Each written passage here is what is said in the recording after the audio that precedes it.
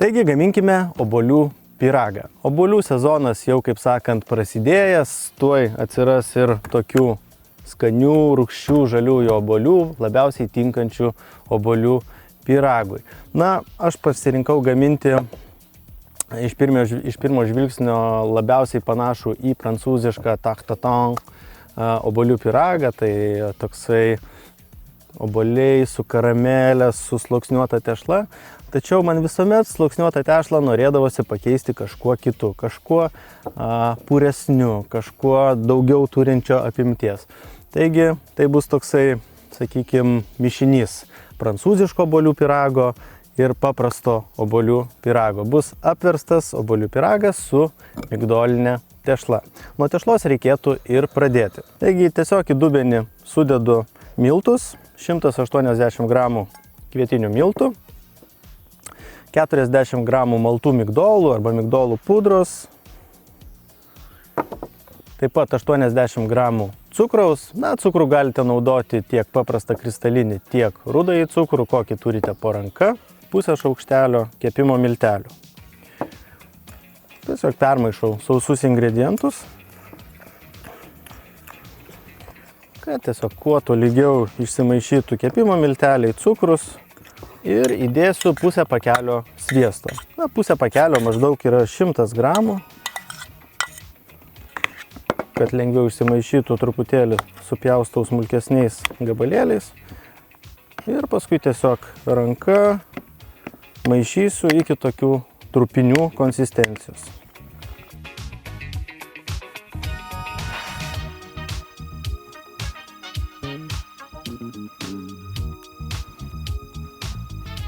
Na, kai susiformuoja jau tokia bepradedanti lipti trupinių masė, įmušu vieną kiaušinį. Jeigu liko koks sviesto gabaliukas nepilnai išsimaišęs, tikrai nieko baisaus, jokios tragedijos tame nėra. Taigi mušęs kiaušinį maišau tol, kol tešla susijungia į vieną gabalą. Taigi tešla paruošta.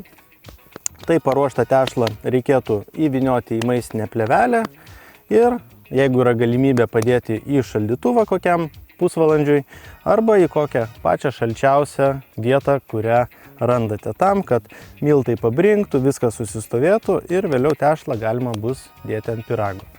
Šiam obuolių pyragui, apverstam obuolių pyragui labiausiai tinka kieti, rūgštesni obuoliai. Na, kaip sužinoti, ar obuolys bus tikrai tinkamas šiam pyragui, tai tiesiog pasiemam obuolį delną ir bandom su nykščiu įspausti. Jeigu nepavyksta įspausti, obuolys labai tinkamas. Taigi, jeigu ieškosite parduotuvėje, tam geriausiai tinka Granny Smith obuoliai. Jeigu ieškosite turguje, ieškokite antaninių obuolių.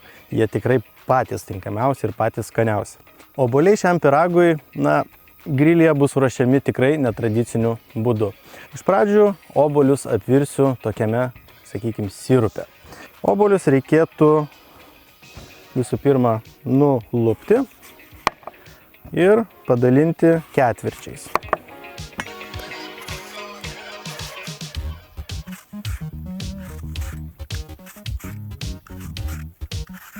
Kiek jų naudosite, priklauso žinoma nuo formos, kurioje kepsite. Aš naudosiu maždaug 23-24 cm skersmens formelę, kepimo formelę ir į ją tokius vidutinis maždaug 5-6 obuolius reikia sudėti. Obuoliai tikrai stipriai turi būti suspausti. Taigi pats sirupas. Kita pusė pakelio sviesto, maždaug 100 gramų, 150 gramų cukraus,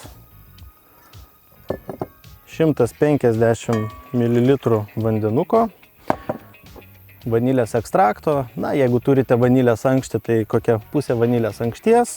Jeigu ekstraktas, tai maždaug šaukštas vanilės ekstrakto. Vanilės obuolių labai puikiai tinka. Ir mažytis žiupsnelis cinamono. Tikrai labai nedaug, vos. Sudedu obuoliukus. Grilis paruoštas iš anksto, išvalytas, įkaitintas iki maždaug 180 laipsnių.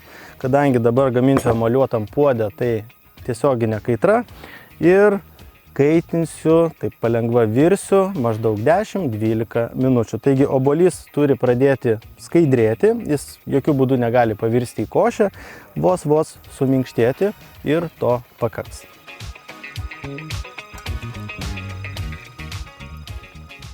Obuoliukai apvirė, puodą palieku grilyje, įmetu dar 100 gramų cukraus, čia jau rekomenduočiau dėti rudąjį arba rudąjį muskovado cukrų ir virsiu karamelę. Jeigu turite termometrą, yra idealu, karamelė turėtų pasiekti maždaug 130-140 laipsnių. Na, jeigu neturite, tiesiog virkite, kol bus tikrai toksai tirštas, putojantis sirupas.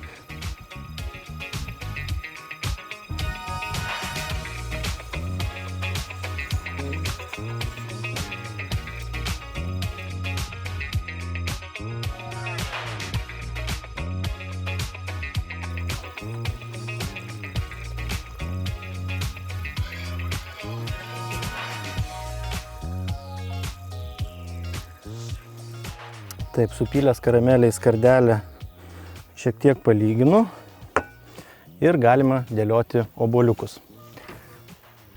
Taigi, obuolius reikėtų suspausti kuo labiau. Taigi, kokia karamelė. Pradžioje dėsiu štai taip ratuku ir vieną paskui kitą.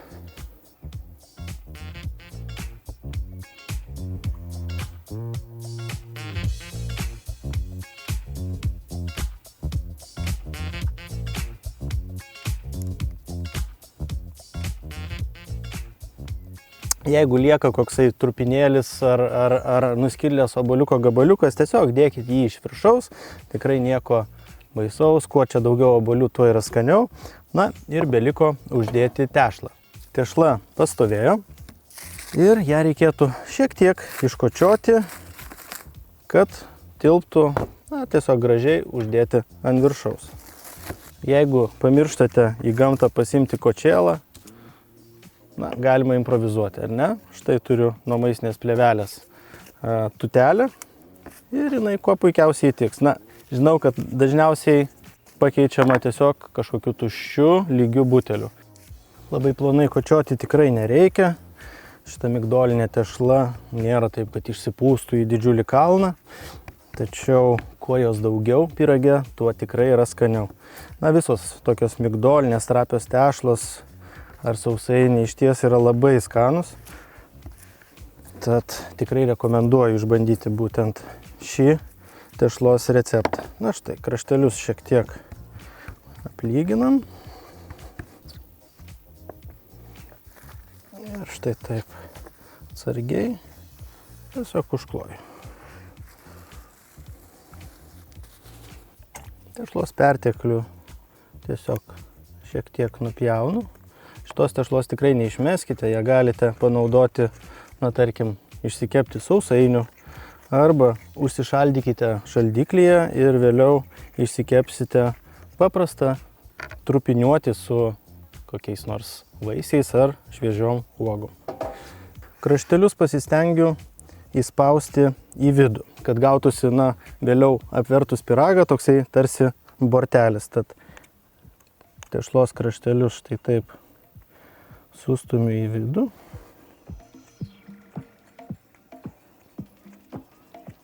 Ir beliko tiesiog padaryti keletą štai tokių, sakykime, kaminėlių. Per juos kepimo pradžioje išeis perteklinis oras ir vėliau karamelė dėl oro pūslių ne per daug bėgs per kraštus. Taip paruoštas obuolių pyragas keliauja į grilį. Grilis jau dabar paruoštas netiesioginiam kepimui, tai yra įdėtas deflektorius ir keps maždaug 40-45 minutės 180 laipsnių temperatūroje. Taigi, kai tešla šiek tiek pakils, paskrus, netgi šonuose šiek tiek putos karamelė, tai jau ženklas, kad pyragas iškepė.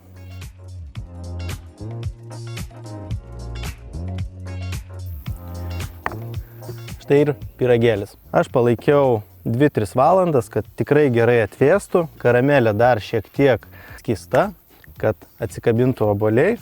Ir dabar, žinoma, atsakingiausias momentas. Taigi, didelė lėkštė, pyragas ir apverčiam.